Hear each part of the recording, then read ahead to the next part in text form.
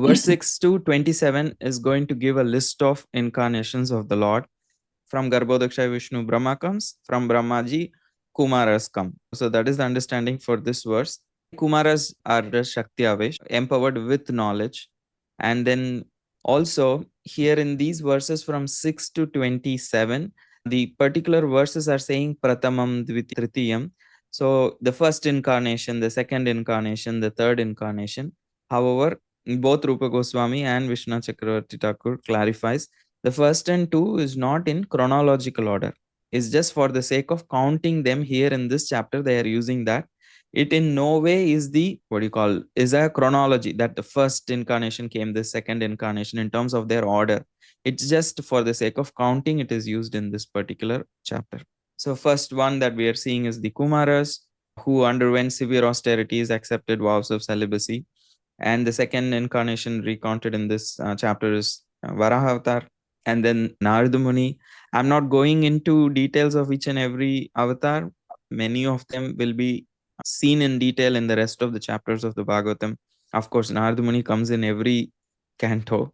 However, like Kapiladev or Varahadev or and all these other pastimes, they will be elaborately discussed later.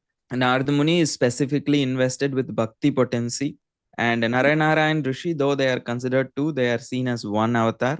They primarily exhibited severe austerities and penances, and that is the main example that they are setting. Lord Kapila offered the Sankhya Yoga, especially the Daivi Sankhya analysis, and he taught it to a Brahmana named Asuri. So this is just a name. This is not Asura. This is Asuri. It is the Brahmana's name. And Dattat is the son of Atuya, and prayed when to the, that is Brahma, Mahesh, and Vishnu, that I want a son of you. So she wasn't very clear. She didn't ask for three sons. She asked for one son from all the three. So they all of them three combined together to come as Dattatreya. Okay, Olga is asking, can you just suggest a reference that would list the avatars in chronological order? Rupa Goswami in Laghu Bhagavatamrit gives a chronological order. And yeah, the whole book is dedicated to just this topic. So in that book, he offers a chronological order and how some avatars come multiple times in a day of Brahma and at what times they come, and he gives that detail. And the other is Yagya, son of Prajapati, Ruchi and Akuti. So he's like kind of in during Swayambhu Manu, and Rishabhadev, who's the son of Nabi and Meru Devi, and Prithu Maharaj, whose pastimes, both Rishabdev's and Prithu Maharaj pastimes will be seen in detail later. And the 15th verse, the next avatar discussed is Matsya avatar, who comes at the end of Chakshusha Manu to save Satyavrat Muni. And also Kurmadev, as in the 16th verse. Then it is Dhanvantari who comes in to give the pot. And then in the same verse, it is said, 17th verse, that again he comes as the Mohini Murti to distribute that nectar. Then Narsingh Avatar is listed. Then Vaman Avatar is listed. Then Parashuram, who annihilated the Kshatriyas 21 times. Then Vyasadev, who came to divide the Vedas into different branches, because it's sometimes when we have to feed a small child chapati. So then even for ourselves, we break it into many pieces so that it becomes easy to consume. So similarly, the Vedas was one big portion. So it was very difficult to assimilate. So it was divided by Vyasadeva into smaller portions so that it was distributed to different people and then was passed down. Then, of course, Lord Rama. And then Balaram and Krishna, they both are listed here in this 23rd verse. And we will see, is Krishna is also an incarnation? Is he also coming from Garbhodaksha Vishnu? Why? How is Krishna being listed here? We will see that later. And then Buddha is also being included in the list. And then Kalki. So after this, in the 26th verse, we just see how there is like a general statement. The 26 says, Sutta Goswami saying, "O Brahmanas, the incarnations of the Lord are innumerable, like rivulets flowing from inexhaustible sources of water." That there are so many incarnations of the Lord, it is very difficult to give all of them details of all of the avatars. So that's why he's saying in the 26th verse that there are innumerable avatars, like how in the rivulets there are many rivulets from a river. Similarly, there are many incarnations. And all the rishis, manus, demigods, and descendants of Manu who are especially powerful are like plenary portions or portions of the plenary portions of the Lord. So this also includes Prajapati. This is the 27th verse. That is, he listed all the incarnations of the Lord, Shaktyavesh or Yuga Avatar or Manvanant Avatar or Leela Avatar, all categories here. But after that, he is specifically speaking about all the rishis, all the manus, all the demigods, and the descendants of the manus. They are all not direct, they are not like incarnations, but they are also portions of the plenary portions of the Lord. So the like the Prajapatis, because they all come from Brahma, who is an expansion Amsha of Garbhodakshay Vishnu. So after saying these 27 verses, there is an important discussion that happens. This verse is considered as the most important verse of the Srimad Bhagavatam. So if there are no questions in this list itself, then we can get to the other part of the chapter. I assume there is none. So this is that. Yes. I have a question. Yes. So when we are talking about while all the avatars are listed there, why Chaitanya Mahaprabhu's avatar is not listed there? So Chaitanya Mahaprabhu's avatar is considered as Channa avatar, means covered incarnation, that is not so prominently publicized incarnation. So the purpose itself is that he comes as a devotee and sets an example. So that is why and also he has an internal reason, he wants to be in the mood of Radharani. So he doesn't want it to be more public. So however, and also if you see, there is always a Yuga avatar for every Yuga. This list is of course not exhaustible.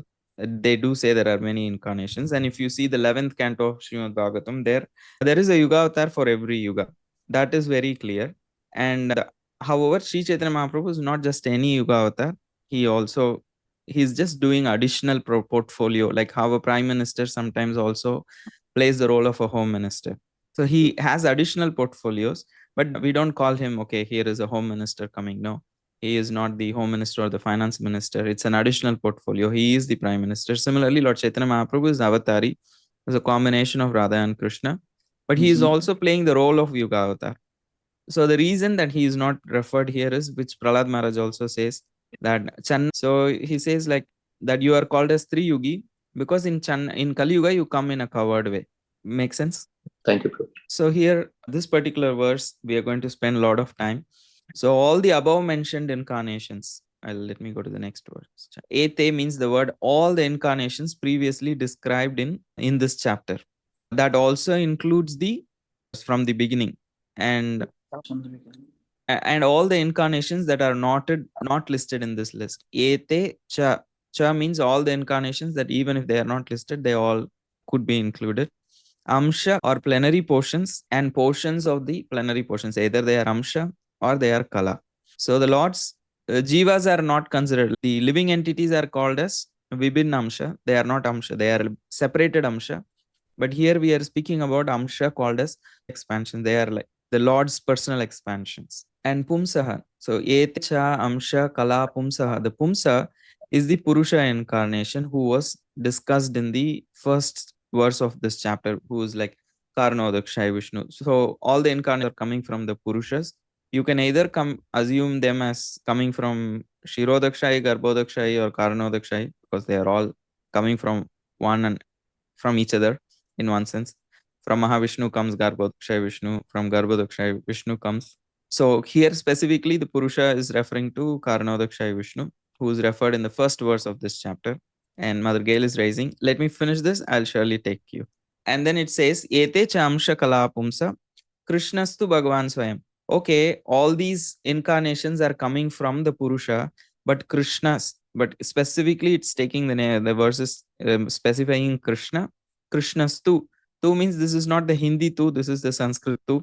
Means this tu means but or certainly or indeed, because when I say, for example, if someone says, oh, yesterday the prasad was really good, but that means that but is going to give like an important point is going to be made after the but. Similarly here also, all these incarnations come from the Purusha, but Krishna is the Supreme Lord.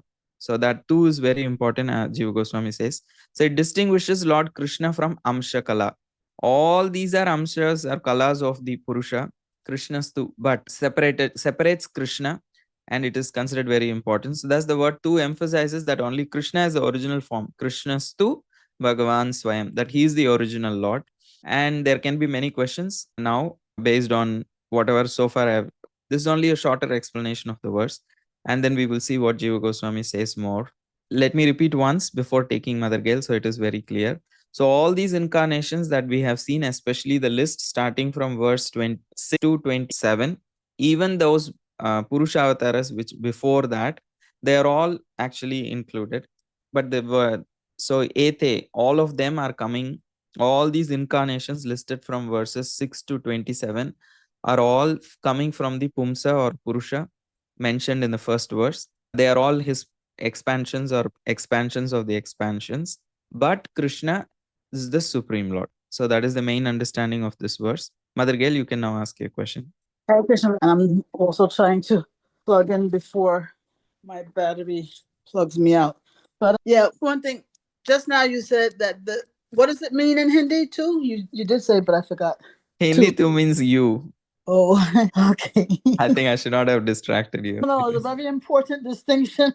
Yeah, in Sanskrit too is, but in Hindi too is like a most respectful way of saying you. No, I'm kidding. It's the most casual way of saying you. Okay, Prabhu, as you said, the jivas are Krishna's separated expansions. Vimanansha, right? How you say it? Yes, Vibhinamsha, right? Vimanansha. Because we know that actually nothing is separate from Krishna, right? So when we say his separated expansions, we use this word separated just to indicate that the energy of the jivas is just categorically different from Krishna. Is that the reason? Yes, I would say so. Okay, because there's no different, categorically different. So then we don't want to confuse. If just because everything comes from Krishna, in one sense, everything can be seen as Krishna, but also not. So that is the Achintya Beda Veda. So that is why it's separate category. That's why it's called Vibhinnamsha, separated parts. Yeah, because that English word separated can cause confusion, right? Because it makes it sound like there's a physical separation, but there is not. No? In one sense, there is a physical separation also, right? We have our own body in the spiritual world, and he has a separate existence. That can be said for the incarnations also. But yeah, it is true. We all have our own forms, right? But see, this is where it gets a little murky for me, because yes, we do have our individual forms, but still we are all, Krishna is one entity. So because he is one entity, although we have distinct forms, we are still not physically separated. So we're distinct yet not physically separated, is it not? What do you mean by physically separated? You mean like we are in proximity? No, like you have a chair that's physically separated from the table. There's space between the two. They're not merged. So although we have our individual distinct forms, okay, there is no merging, yet there is that physical separation is not there, like there is between chair and table, or between my body and the chair, or I don't know, any two objects. There's I don't know how else to explain. I would say yes and no, because there is a separation also physically. Yeah, even though in the spiritual world they are individuals, they have their own separate existence. Yes, everybody is individual. There's form. The apple is distinct from the chair. Mother Yashoda's milk is distinct from the pot. There's distinction there. But when I say there's separation, when I say there's not real physical separation, I mean that nothing has. This is the way to put it. Nothing has. Yes, that's true. This I agree. When you put it this way, it makes a complete different meaning. Yeah. So nothing has its independent existence apart from Krishna, but still we maintain our own individuality and separate existence. This is right. Okay. Thank you, Prabhu. Thank you. Hare Krishna. Again, reiterating this particular verse, that Jiva Goswami says that this verse is called as Paribhasha Sutra. Paribhasha Sutra means like how we all have a vision statement for an organization. So this is considered as the vision statement of a book. So it's usually stated once in the book, usually at the beginning of the book, and that particular verse is considered as a key verse for properly understanding the entire book. And all the other verses in the book can be considered as soldiers, but that particular verse, the Paribhasha Sutra, is considered like the commander or the emperor. So if at all there is any conflict among the other verses, then it will be resolved based on this particular verse. So this verse is the central understanding. Anything which contradicts or which seems to be apparently contradicting has to be understood in light of this statement. It's not that because there is a contradicting statement, this particular statement becomes false. Rather, those understanding of those statements are adjusted to match the understanding of this particular verse within a particular book, even if there seems to be apparent contradictions. That is what is called as a Paribhasha Sutra. And for Bhagavad, Jiva Goswami chooses this particular verse, 1.3.28, as the Paribhasha Sutra of the Srimad Bhagavatam, this particular book. And he calls, of course, Jiva Goswami dedicates his sandarbhas, especially the Tattva Sandarbha, to prove how Bhagavatam is the Praman. That is, Praman means is the evidence, is the primary evidence to understand the Supreme. And what he calls it, Sarva Pramana Chakravarti. He proves that. He uses a whole Sandarbha, Tattva Sandarbha, to come to the conclusion that Bhagavatam is the conclusive evidence, especially in Kali Yuga. And then he uses Bhagavata Sandarbha and Paramatma Sandarbha, two Sandarbhas, to establish the supremacy of Bhagavan over Brahman and Paramatma features of the Supreme Absolute Truth. So he uses two of those Sandarbhas. So first he establishes the supremacy of Bhagavatam, then he establishes the supremacy of the Bhagavan feature over Paramatma and Brahman features. And then the next Sandarbha, in Krishna Sandarbha, he proves how that Supreme Absolute Truth or Bhagavan is actually Krishna.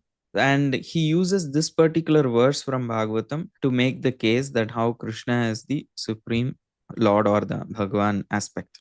So this is the chronology he uses in the Sandarbhas, that first he proves Bhagavatam as the, and then he using Bhagavatam, he proves that how Bhagavan feature is higher than Brahman and Paramatma. And again, using Bhagavatam, he proves how that Bhagavan is actually Krishna. So I do see two hands raised. Okay. Maybe Mother Gail's hand from the previous time. Sundaranand Prabhu? We are not allowing you to proceed much. No, But- as long as it's clear, I am fine. Yeah. So one thing about the whole Vishnu and Krishna. So this verse is very clear in saying Krishna is the Bhagavan Swayam. I know more than anyone that in India, especially South India, they believe that Vishnu is supreme. But that seems to, the way they explain it, it seems to make a lot of sense, because they say that avatars are all coming from Vishnu, and then Krishna is listed as the 8th avatar. And they very strongly believe and they support. Is this how we understand? Is it because part of Krishna's way to mask his supremacy, and only the true believers can understand that he is supreme over Vishnu?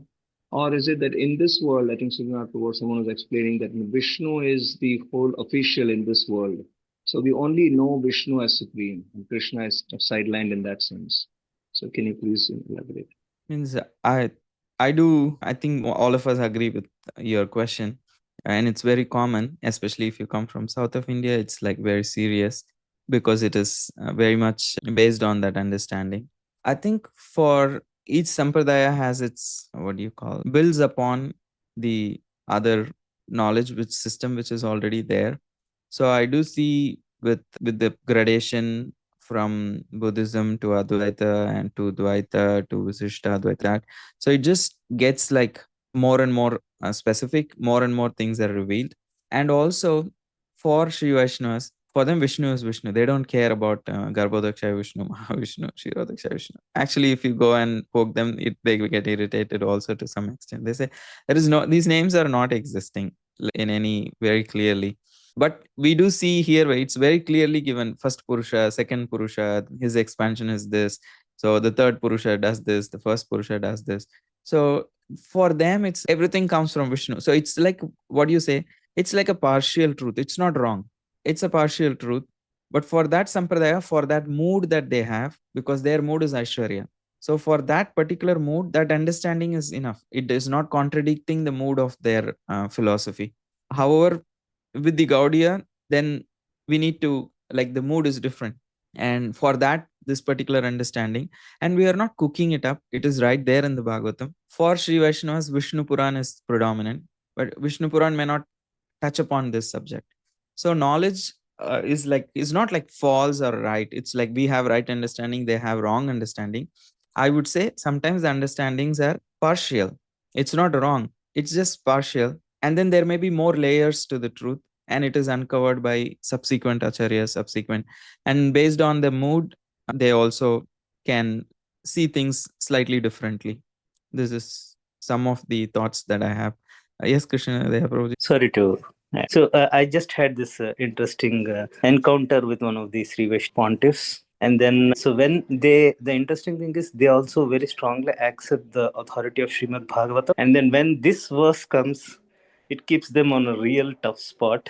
And then they give a different explanation. Yeah. But yeah, so I just had. And also it is right. You can actually read things differently. The same verse could be read very differently. And they also can say your whole sampradaya is based on a razor thin evidence of one verse. Yeah. Okay. Take that too so seriously. So for them, there's so much more evidence to see the way that we are seeing. And for all that you have is that word one word two, and then you make a big deal out of it. But for Jiva Goswami, yeah, it's there in the Bhagavatam. There is a reason for it being given. So that is why I would say it's not like right or wrong. It's just their own mood and what is their understanding. And especially if their acharyas are not going to emphasize, there is no way they are going to take us very seriously, because they also have to follow their own acharyas. So usually it's the mood difference. So there could be different ways of reading the same things, and different acharyas their speciality is they throw light on different aspects of the scriptures, on different scripture itself. Ramanujacharya literally did not use Bhagavatam much in his commentaries, though they accept Vishnu Puran is the primary source for them. There are very little or no reference, like hardly a couple of references in the whole work of Ramanujacharya for Bhagavatam, where he derives support from Bhagavatam. So each sampradaya also emphasizes a different book, a different perspective. When you talk to Gujaratis, they're very clear. Yeah, and I have some of my Gujarati friends on this call. So they only know Krishna, and then it's simpler for them to accept. Because the sampradaya is Vallabh sampradaya, so it's very emphasized from the beginning. But for South India, Sri Vaishnavism is very predominant. Means we grew up with that understanding that Vishnu is the source, and it's very predominant. And Mother Gail, basically, I'm not answering. I'm just sharing my thoughts, whatever I know. Thank you. Good answer. Thank you. Yeah, thankfully, no question. I'm just offering an analogy. How different people can see the same person as the greatest for different reasons. Like I got into this rabbit hole of researching boxing of all things, and I never realized, because I was reading this article that was describing so many boxers as the greatest, and I was like, how can all of them be the greatest? But one was being appreciated for, I don't know, the amount of knockouts or something. Another one was being appreciated for their power. And another one was being appreciated for this other aspect of boxing. So you could get confused. You can who is the greatest? It depends upon what aspect of boxing you're focusing on. And I heard another analogy also recently where it said that, comparing it to a train, you might have a train, let's say it's the number 6 train. It goes only as far as X station. That same number 6 train at other times may have its ultimate destination as Y station. So if you're on the 6 train when it goes only as far as X, you will think that X is the supreme destination. But if you're on that same train when it's going to Y, your conception will be that Y is the supreme destination. It's the same train, but at different times it has different stations as its last stop, something like that. It's just a way of explaining that nobody, although it's really true that Krishna is the supreme, but you can be empathetic with those who feel that some other form of Krishna is the supreme, because that's all that's revealed to them because of their particular relationship with the Supreme. So Yeah, rasa is also very important factor. Like yeah. Chaitanya Mahaprabhu tells when Murari Gupta is unable to just chant Krishna's name, he says, it's perfect. Actually, he says, Danya means, he says, a master who has a servant like you is Danya, and you as a servant is also Danya. So different people have different rasas. In Tattva, they are all Vishnu, but from the perspective, the amount of opulence that is exhibited is different. And when it comes to Krishna, then the rasa is supreme. He exhibits all kinds of rasas fully, and the reciprocations are also of different from various other avatars. So that now Jiva Goswami is going to explain all of those points in the coming slide that we are going to discuss.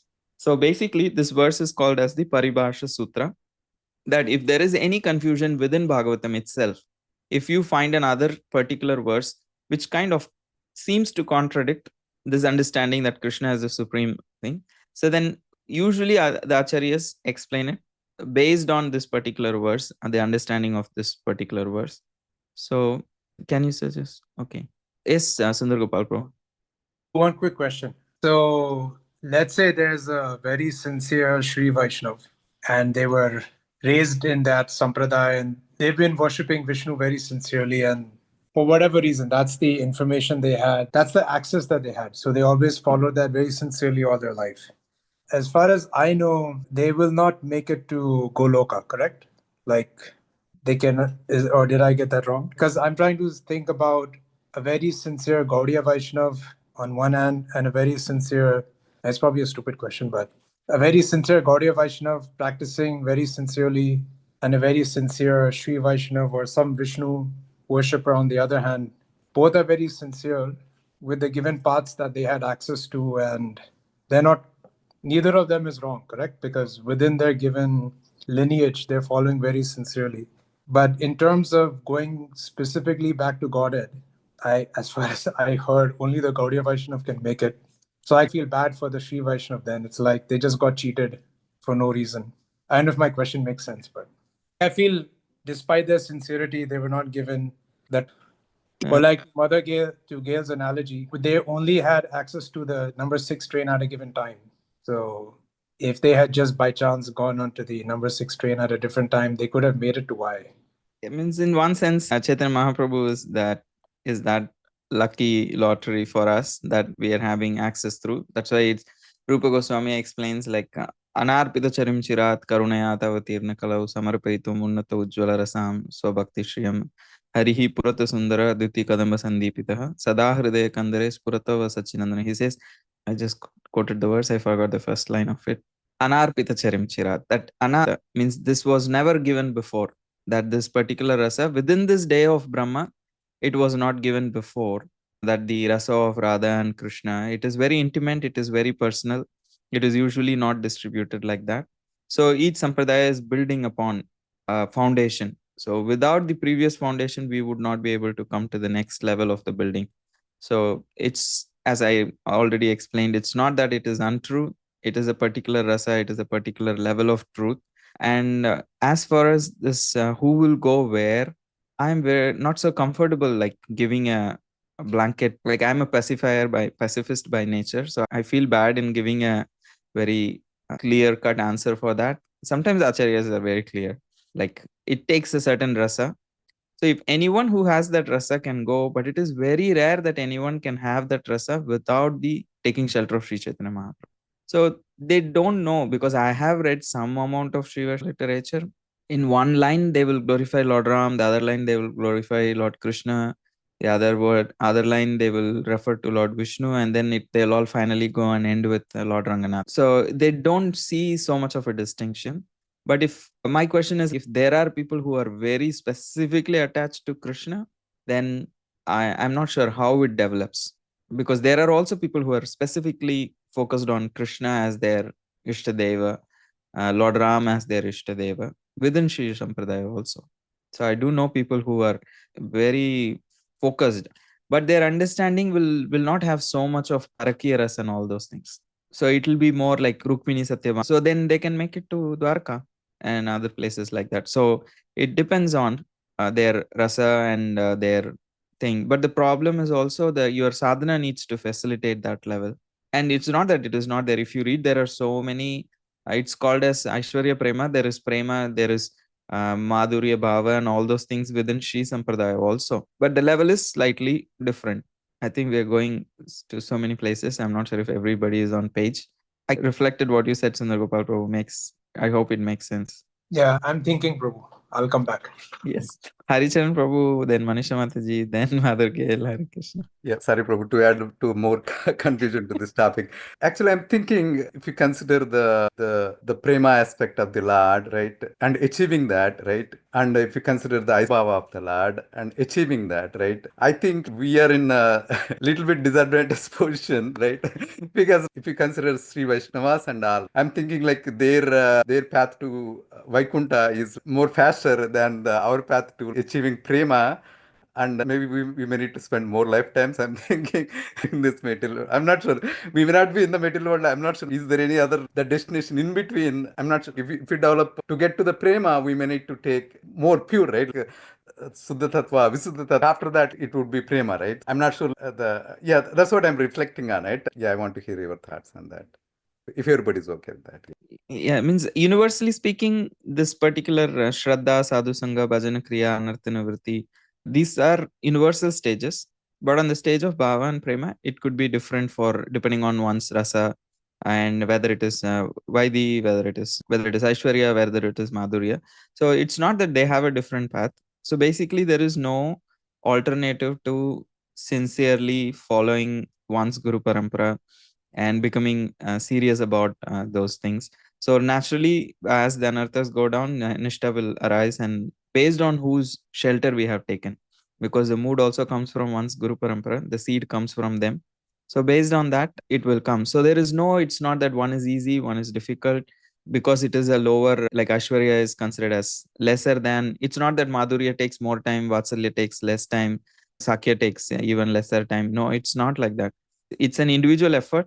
It takes the same effort. Basically, becoming pure, it's up to each individual how much effort they put.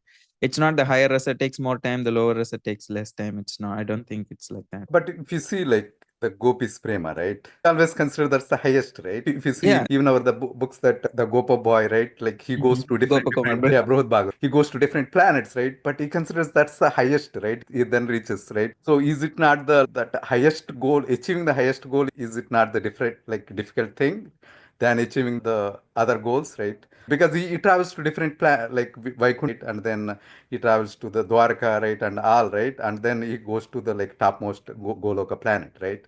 Again, like I'm not differing from what you're saying. I'm just adding an additional perspective. Say, for example, it's not that it's very easy to get to the heavenly planets. The process to get to the heavenly planets is even more difficult today than getting out of this material world, because to do karma kanda sacrifices and to qualify that path is almost non-existent today. So it's not that a easier destination is easy to achieve and a farther destination is easier destination is very closer, or time wise it's very easier.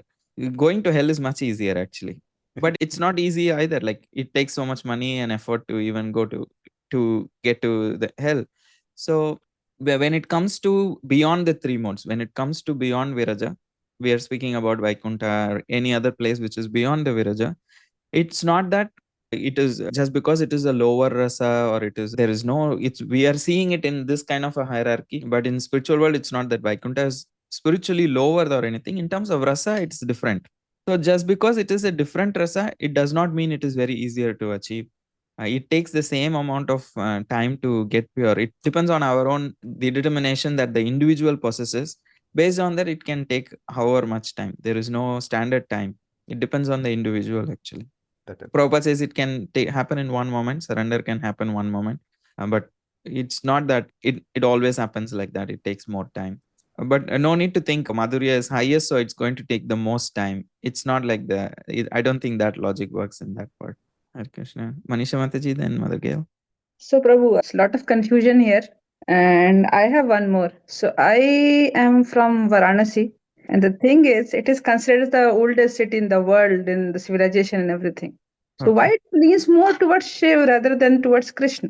Okay. So it confuses me. If Krishna is the supreme, then why the oldest city is worship more than Krishna?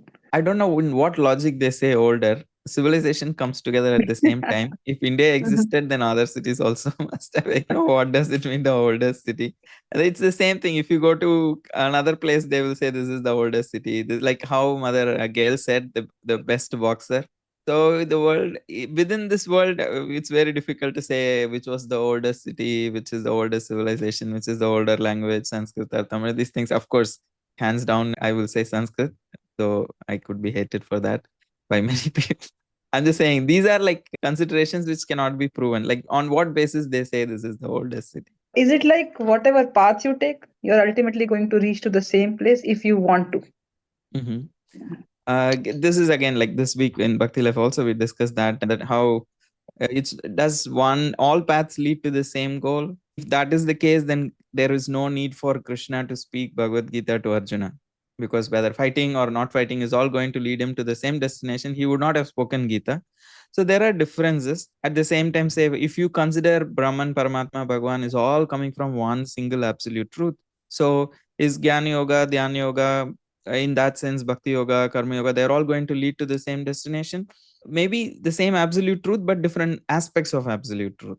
And when it comes to Shiva, Lord Shiva and Krishna, if somebody is a follower of Shiva, say for example, there is a Sadashiva Loka there. It's not that Sadashivji is sitting alone there in that Loka. He will also have associates. He is not, so there is a Sadashiva Loka. So there is a complete different parampara, there is a complete different path. And maybe that is their rasa. They are happy with that. We may not agree with that. So it is not that any worshipper of Shiva is like going nowhere out of this world. Like they also can actually go to that Kailash planet, because Kailash exists beyond the Viraja also. So if the proper parampara, if they follow, and if that is their heart's calling, and if they are like having that rasa, then I don't think it is. But we are not going to emphasize that in the Gaudiya literature, and they may not even encourage it because that is their rasa. But I don't think it's just because we are not focused on that means Lord Shiva has no associates and nobody can actually reach Kailash or anything like that. I hope, because it's a huge topic, I hope I'm just touching it upon. What do you think, Mother Manisha? Makes sense, but it leads to a lot of thinking. Okay. Thank you, Prabhu. Yeah, means on the side you can always post if there is anything more. But it's pretty much the principle is it's each sampradaya is like specialization also. Like you choose a certain specialization within a parampara. So you want, if you take to orthopedic, then you are not going to read about pediatrics. So when you come into Gaudiya, the literatures, the focus is all on Krishna, not even Lord Ram. So if you want Lord Ram, so then there is a different mood, there is a different parampara like that. However, usually generally it's not that other things does not exist at all or we want to look down or anything. But in terms of rasa, yes, the acharyas very clearly explain how the rasas that Krishna experiences is higher. And here this verse is also very clearly speaking about what is the position in comparison with all the avatars. If you want to speak about Lord Shiva's position, it's a completely separate position. In one sense, he is also an expansion of the Supreme, but is a very different, categorically a different kind of an expansion. He has his own place, he has his own like a destination, he has his own followers. It's not they are in what do you call, they are not in conflict with each other, but he is not considered supreme. Can a town be dedicated to Lord Shiva? Can there be devotees of Lord Shiva? Yes, of course. And for them, they may even consider in their worldview that as the supreme destination. So again, it may not be wrong, but it could be partial truth. Because for the followers of Shiva, Kailash is the supreme destination. But it does not mean there is no other destination beyond that. I feel bad that you are forced to accept in this assembly, but you can take your time, think about it. No worries, Prabhu. Yeah, thank you. Mother Gail, and then Yeah, I'm just going back to when Sundar was asking about the fact that only Gaudiya Vaishnavas get to Goloka. I think you hinted that you were giving more of a diplomatic answer so that we wouldn't appear like chauvinistic or something. But to say it is a fact, right, that we just happen to be very lucky, like we won lotto by having come in contact with devotees who are on that path. Because if by some other kind of luck we had the association of devotees from another sampradaya, our faith would definitely have gone Different. different, and we would not have been destined for Goloka.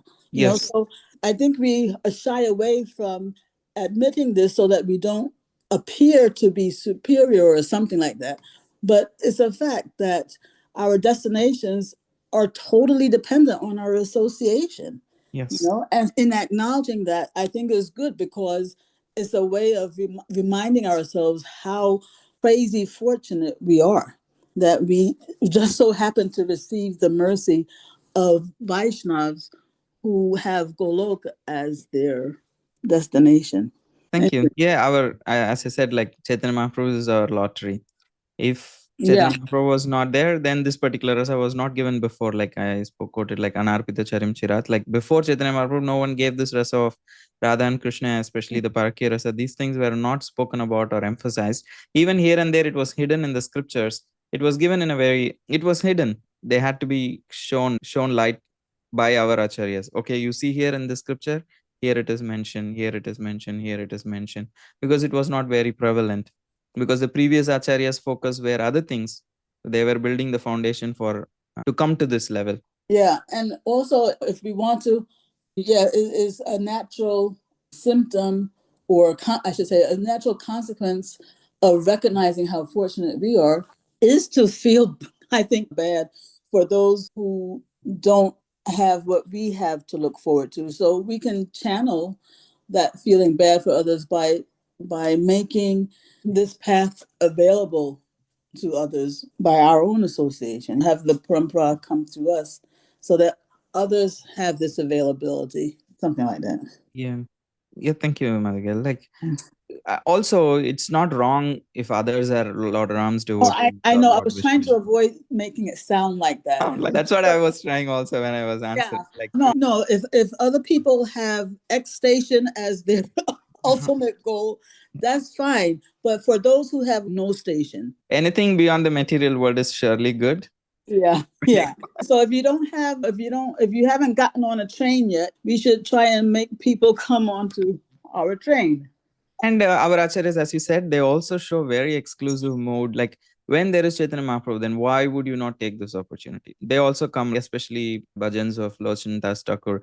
They all come with that kind of even we can call it like a fanatic kind of a mood. They are like, if you see Lochan Das Thakur, Prabodhananda Saraswati, they're all like exclusive kind of a focus. Like when you have this greatest fortune, why would you go for anything else? If you can just take this, why not? If I'm offering you 100,000 rupees, why would you go for $1,000?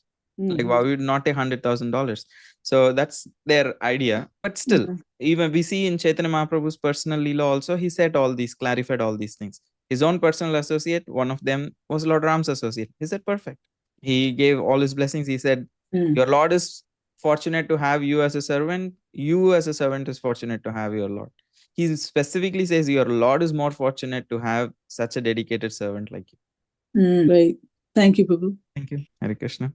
It is Mother Ishwari, yes. We've been discussing that how we are fortunate, we are connected to this sampradaya, but we also hear that there is every person has an original swarup in a spiritual world. Does it have any influence of we being part of any parampara? This is still like very much beyond my understanding and realization, to be very honest, because big heads are rolling on these topics. There are books called Inherited or Inherent and like that. But based on what we see, it seems based on the association, everything can change. However, again, I just quoted Murari Gupta's example. It is not that his mood changed, because there are eternal associates. There are also Nitya Siddhas, there are Nitya Baddhas. So that is another category also. So considering that Nitya Baddhas, like us, our mood can be very distinctly influenced by our association. Who our guru is, what their mood is, what is the parampara we are following, what is the seed we are receiving.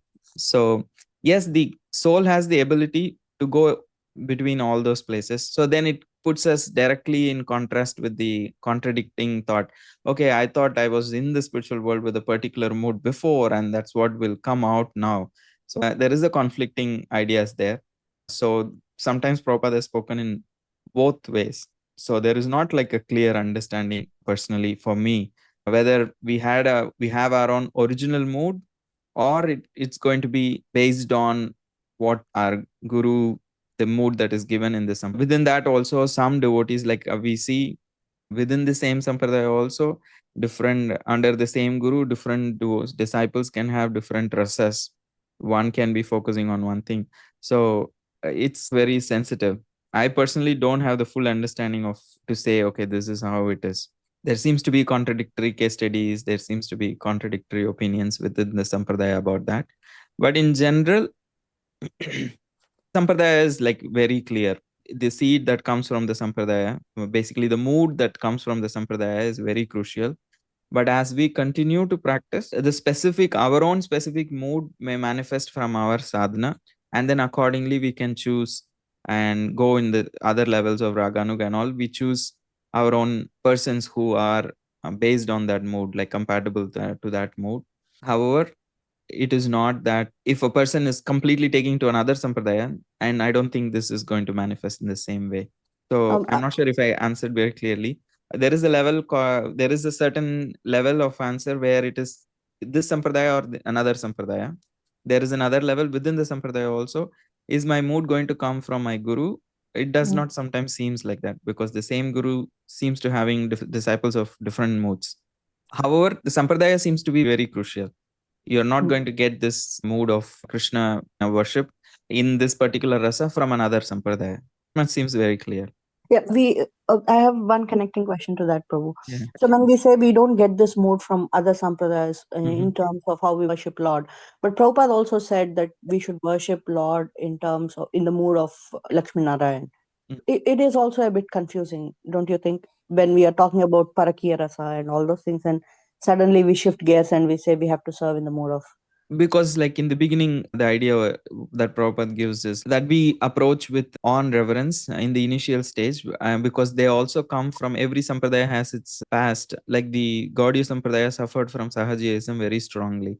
So that is why Bhaktisiddhanta Saraswati Thakur's mood was more reserved. Okay, don't go there first. Gradually develop your qualification and then go there. So even if we are practicing Vaidi, we are not worshipping. The mood is we are not seeing Radha Krishna as Lakshmi Narayan. That's not the idea. The idea is on reverence. Even though if you're worshipping Radha and Krishna, you follow the rules. You take it very seriously in terms of deity worship. The rules, especially in the temple, you take the rules very seriously. You don't act okay how they are doing in Jagannath. You don't go like that. It's a general tendency for devotees. They'll become there's okay, Krishna desired today. It's very difficult whether we became late or Krishna wanted it to be late is sometimes very confusing. So that is why we approach the worship itself and the rules and regulations in a very strict mood. That is the mood. We hardly see Prabhupada telling us or instructing us that you cannot see the deities as Radha and Krishna. Rather approach in the mood of on reverence. That's the this import of that Lakshmi Narayana import. Thank you. Yeah. Mother Gail? Sorry, Prabhu. I just want to follow up on this not the question before last about the one that's controversial. I felt like I heard an explanation that was satisfying for me. The question being, is our relationship with Krishna predetermined, or is it something that can change? And one explanation I heard was that, the relationship that we have with Krishna is, for one thing, dependent on our association.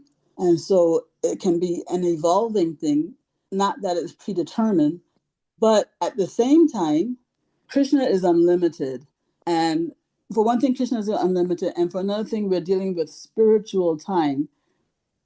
The role that we end up having with Krishna is already there waiting for us. And you can say, how does he know if it's an evolving thing, if it's an evolving relationship? It's because we're talking about Krishna. And Krishna, there are endless possibilities of what our relationship could be like with Krishna, and Krishna is prepared for any one of them.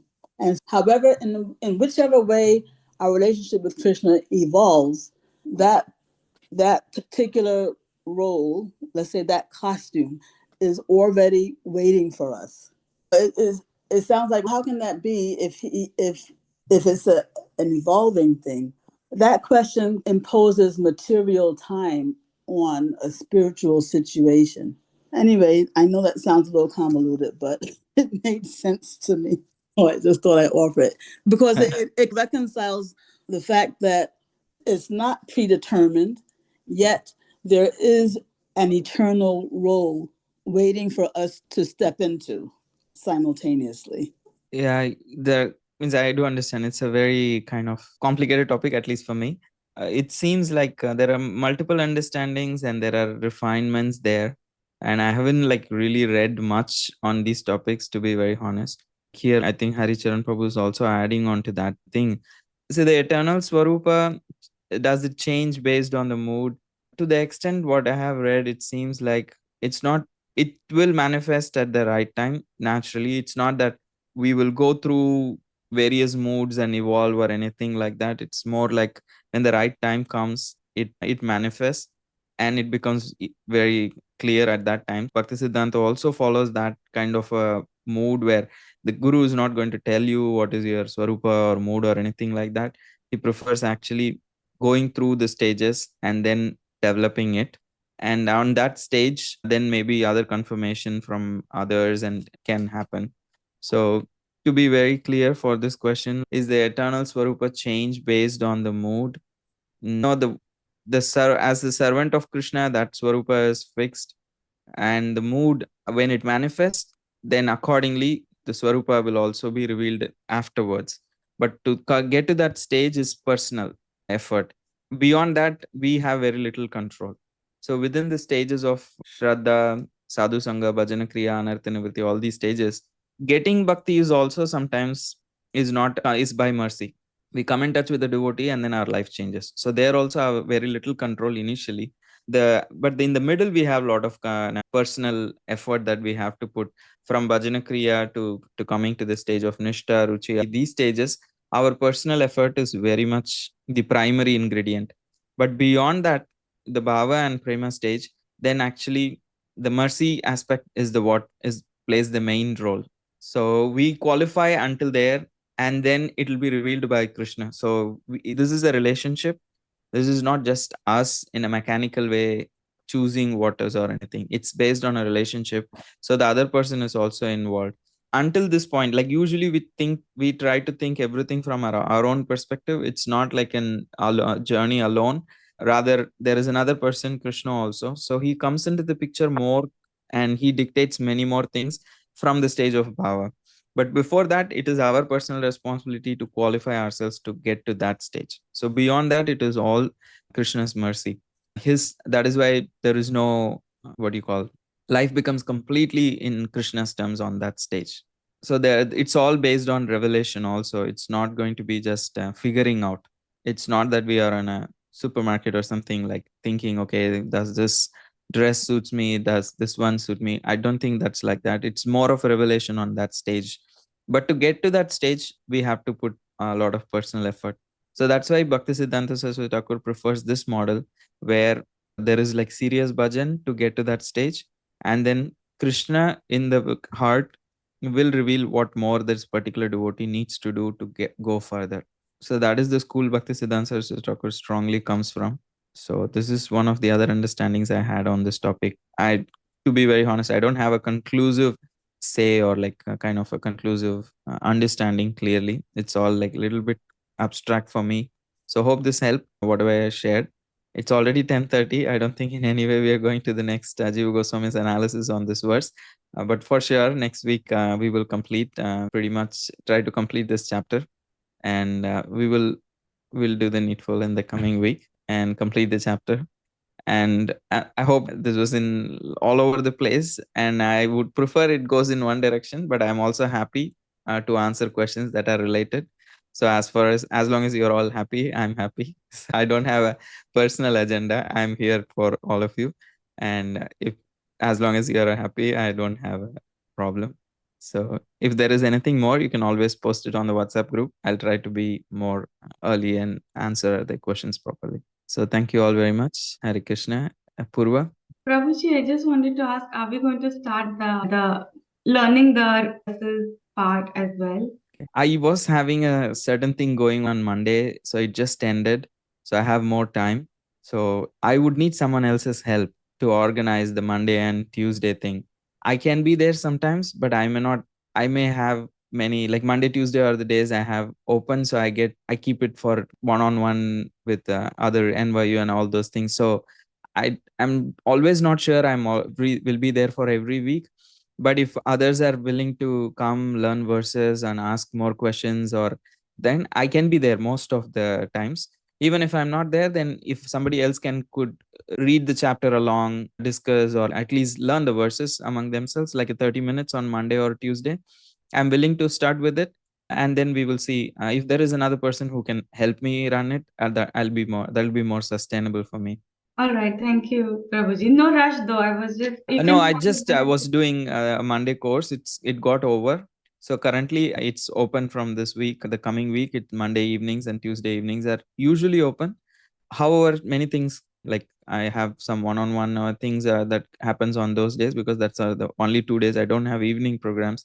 But I can do online if it is like 7:30 to 8 or 8 to 8:30, whatever, 30 minutes. If devotees are interested in learning verses, that's also my personal favorite. I would be very happy to recite with them. And sometimes if others can take it, that would be nice. Okay, thank you. So if you want to organize, go ahead and post it. I can provide the Zoom link and all of those part. But if you can just ask what time works for people, like Monday 7:30 to 8, or Tuesday what time, or at least one of the days, if that part is voted, then I'll be happy to start with it.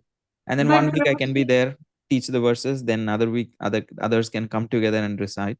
But Prabhuji, haven't you already asked us our preferences? So you might already have them. Have the data, but I think it keeps a little bit changing with the time zone now has changed and all that. So should I post a message on the group then? Or what should I do? Yeah, just post it. Monday give 2 options, Tuesday give 2 options. I think 7:30 to 8 or 8 to 8:30, 8:30 to 9, maybe 3 options. Within that, whatever the maximum vote gets it. All right. Thank you. On WhatsApp. Now people have changed time zones and all of those things. Thank you, Hare Krishna. Thank you, everyone. Hare Krishna. Thank you. Thank you so much. Hare Thank you, everyone. Hare Prabhu, you said you're happy as long as we are happy, but we are happy as long as you are happy, Prabhu. हम तो घुमाते ही हैं. So Prabhu, you just stay happy. Everyone will automatically stay. It's the most